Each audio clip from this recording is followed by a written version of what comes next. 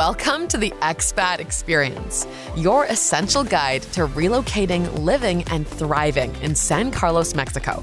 Join seasoned real estate professional Robert DeForge as he pulls back the curtain on seamlessly transitioning from dreamer to doer. Whether you're eyeing retirement bliss, seeking the perfect work from anywhere setup, or hunting for your ideal vacation escape, this podcast is your compass to navigating the exciting journey to San Carlos, Mexico living. Get ready to turn your relocation dreams into sun-soaked reality. Good morning, Tim. Welcome to the Expat Experience. Great to have you on today. Thank you for accommodating us. Thank you, Rob. It's fun to do. Thanks for inviting me. So, Tim, I know you've been in San Carlos for quite a while, and I wanted to get your story and find out a little bit about how you found San Carlos and what brought you to the area. Tell us a little bit of your backstory, if you could. Well, my backstory is absolutely unique and pretty long. So the condensed version is that we did charity work, faith-based work with tribal people in Venezuela for years. We lived in the jungle of Venezuela. And through the years, the political environment and the security was such that I could no longer work in Venezuela with the people group that we worked with. But a colleague of mine had moved to San Carlos and started a Bible school for the Mexican community. And so being from Canada and my work location being in Venezuela, my colleague Howard facilitated in between here in San Carlos a location where I could continue on working with the native people of Venezuela. And so we started coming to San Carlos, and that was about 12 years ago. So you've been coming here for quite a while. You've probably seen lots of changes. What kinds of things have you seen that have changed? Construction is just through the roof. It's just growing rapidly. I just wonder, how can so many people be needing homes here? Well, it is a beautiful place, you have to admit. I know you've traveled throughout Latin America, and San Carlos is very special. We have the mountains and we have the ocean, beautiful beaches here. I feel like it's a very unique place regarding the state of Mexico. There's a lot of beautiful places, but this is a very special place. And I think you probably feel the same way too. So it's sort of expected. People want to be here. That's a beautiful place to be. Well, I have nothing to compare it to really in Mexico because we haven't really explored the other parts of Mexico. But I will say that it is very unique in that it is a harmony between desert, mountains, and sea. And that creates an incredible physical landscape backdrop. But then the people that come here are, they have time. And it creates a unique community where people are not driven by their jobs. They have time to be a person, and you just never stop meeting amazing people. Yeah. I've met people from, Canada. We have a big Canadian presence here. Also a lot of people from the United States. But I've noticed that there are a lot more Mexican people from throughout the country that are buying property here and vacationing here. And we just finished up with Semana Santa, or Holy Week as it's known, which gives us a taste of, extreme festivities. How would you describe it? Yeah, I mean, the Mexican culture is just full of fiestas. They love to party. They love to have fun. Almost every weekend there's a little party going, and some weekends are more pronounced than others. And Semana Santa is like the mega grand culmination of all of those together. And we walked the streets a couple nights and just saw the vibe and saw I've never seen this anywhere else in the world where elderly people will be sitting there playing chess. families will be sitting, eating food, and young people will be dancing, and everybody has their little spot of music. And somehow they don't compete with each other. You walk from one to another, and that's the one you hear. So it was a really fun experience. And the pop-ups that occur all along the Malecon and the Boulevard, it's amazing. People show up from everywhere selling goods and lots of food, different types of food. It's really something to see. Now, I live in a gated community here, and the people that come and rent homes in here, they have their own private parties, within the community. So it becomes quite boisterous.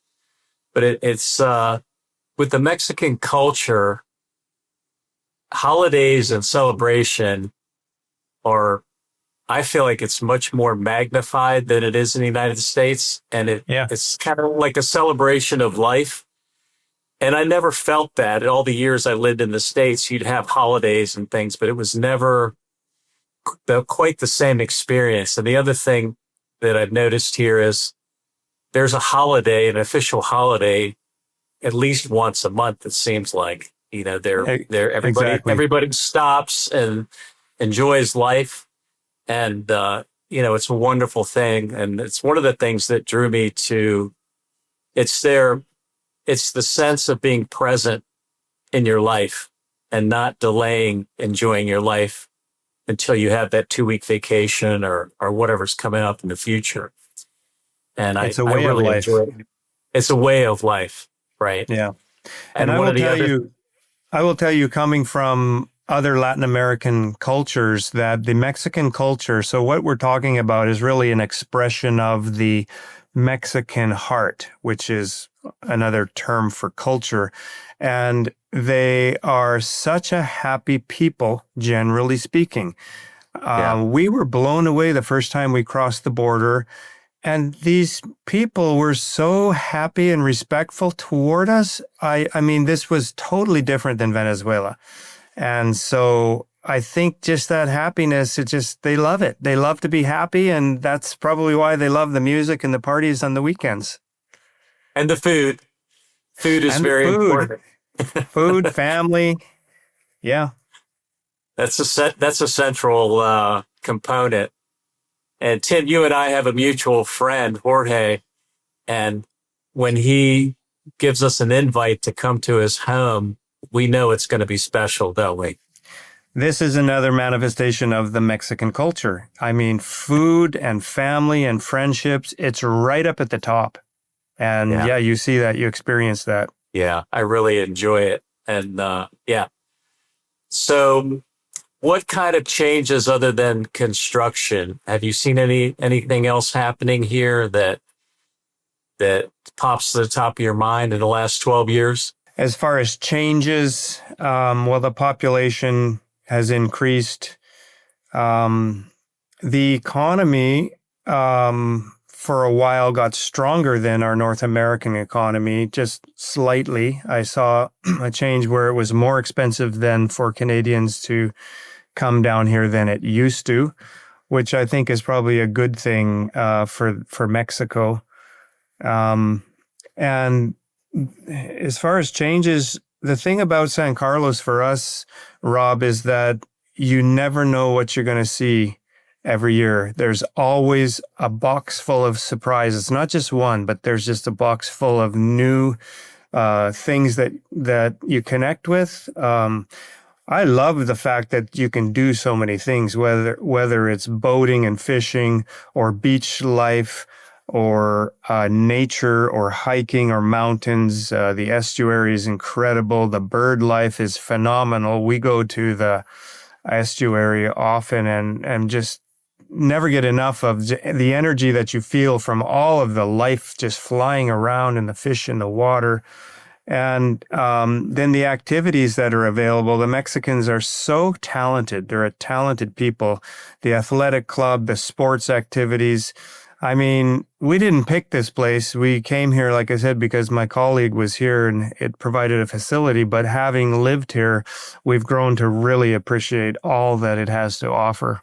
I think I heard you talk about pickleball. Can you elaborate on that a little bit? Well, you're asking the wrong person because I'm a loyal tennis player, and Oh, I okay. have played pickleball, and it is a fun game.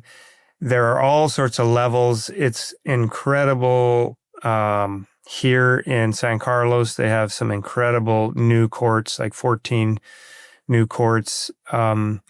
But I don't involve myself very much because pickleball will take away a little bit of the timing and the feel, the touch of your tennis. And so, So you're more of a tennis player than it sounds like. yep, I play tennis, yes. And we have facilities here at the athletic club. Yeah, And there's a court at the athletic club. There's a nice court out at the Condominios Pilar. And there are a few other private courts in San Carlos. It's enough for somebody like me to be playing tennis pretty much as often as I can. yeah, the athletic club is really a nice setup over there. And I know it's grown over the years. And Yeah. I hear a rumor that there will be potentially another one opening up over here on the boulevard, the new construction. So we'll see what happens with that. So Okay, progress. I didn't know that. Everything keeps expanding. Now, when you visit, how many months a year are you here, Tim? Typically 5. Okay. And the other part of the year, where are you? We're itinerant. We're usually traveling through the United States. I do travel to Colombia, but then we base out of Canada, and we try to be there for 6 months of every year in Canada, where my family is. We have a home in Canada. I'm Canadian born. Okay. Yeah. Now, when you visit, I guess you rent. Yeah, we rent a house here. And how does that work out for you? Has it been pretty easy to find a place every year? Yeah, you can always find a place to rent, but as you rent, you have preferences, and so the closer you get at finding something within your budget that suits your needs, then you just book it in advance and you hold on to it. I've noticed that rents have been increasing primarily with the waterfront homes and condominiums. But it seems like if you get away from the beach a block or so, the prices are still very reasonable.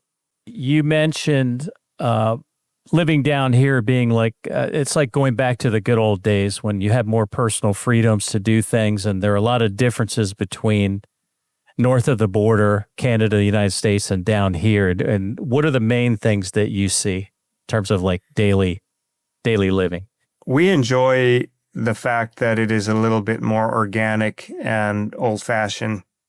And so those things are things that we overlook for the reward of just having that kind of freedom of life. Right. Yeah, it's not a sanitized. That's the big thing I noticed because I travel to the States quite a bit, and it feels very sanitized and sort of prepackaged to try to attain, I don't know, some sort of perfection or an ideal of perfection, perfect manicured everything everywhere you go. And that's not Mexico. You can have, for instance, there's a house across the street that's $1 million house. And, then you have a smaller house next door, not quite as elaborate or luxurious. Now, there are neighborhoods where everything is more perfected. But in terms of the way of life, the regulation and the government oversight and people giving you tickets for speeding or turning at the, wrong time, just all of this traffic monitoring and things like that. It's a much different lifestyle. I had a phone call yesterday from a gentleman in Austin, Texas, and you're probably familiar with what happened there post-COVID. That city exploded. And he called me. He's about 50 years old, and he said, I'm just tired of all everything. So he's coming down here in 2 weeks, and we're going to go around and I'm going to show him all the neighborhoods, and he'll bring his boat with him. And he's looking forward to it. He has a teenage son that he's going to put in school, in the bilingual private school in Guaymas. And he's ready to establish a new way of life down here. That's one of the big things that drew me here, is the constant increase in government oversight and regulation. And it just, people don't realize it. There's different descriptions of freedom. And it feels to me that north of the border, it's been a consistent creeping of taxation and permitting and et cetera, and it just keeps growing and growing. And I made a decision several years back that I didn't want to have that kind of life anymore. The gentleman was asking me, well, what happens if I pull my boat in front of my house and I want to wash it off? And I said, what do you mean? He said, well, is everybody going to come out and scream at me and tell me I have to move my boat? And I said, no, that's in the United States. And I dealt with that when I would have my boat in front of my house and my neighbors would come out, what are you doing, And Mexicans are live and let live. Sometimes to the extreme, but overall, I think people are pretty courteous and respect people. I think respect is a big thing. I don't know if I've shared the story on the podcast, but Eric, we both have a friend named Eric, and he broke down in the Costco parking lot in Hermosillo. And it was in the middle of the summer, and he had his whole family in the car. He had just picked them up from the airport. And a Mexican man with his family came over and said, what's the problem?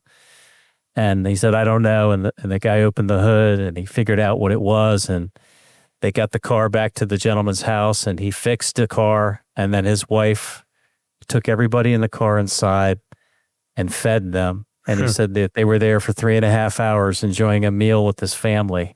Now, I'm not saying that couldn't happen in the United States. It very well could. But my experience has been that that's a much more common occurrence here in Mexico. Everybody is family. So and again, it's, to the point of the Mexican culture, very high values in food and family and friendship. Mm-hmm. Very important. I took a trip last year to the Copper Canyon with 50 other Mexicans, and we were all immediately friends, some of them from Mexico City, some of them from Monterrey. Everybody telling me, you have to visit. Here's my phone number. I've got an extra room. Come and stay with us. Just the very welcoming culture. Fantastic people. I love it. That's what I love. Yeah. One of the things I love about Mexico. Yeah, me too. Well, Tim, is there anything else that you'd like to share? I don't want to take up too much of your time. No, I think that's been an enjoyable conversation. If you have any more questions, I'm glad to. I got all the time you need. No, I'm happy to have you on, and I know I'll see you around the neighborhood soon. And thanks again for being on the Expat Experience, Tim. Thank you for having me. It's been a joy.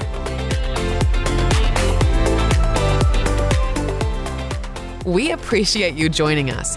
Visit expatexperiencepodcast.com for more practical tips and insights on making your move to paradise. We're here to help navigate the process of relocating to San Carlos every step of the way.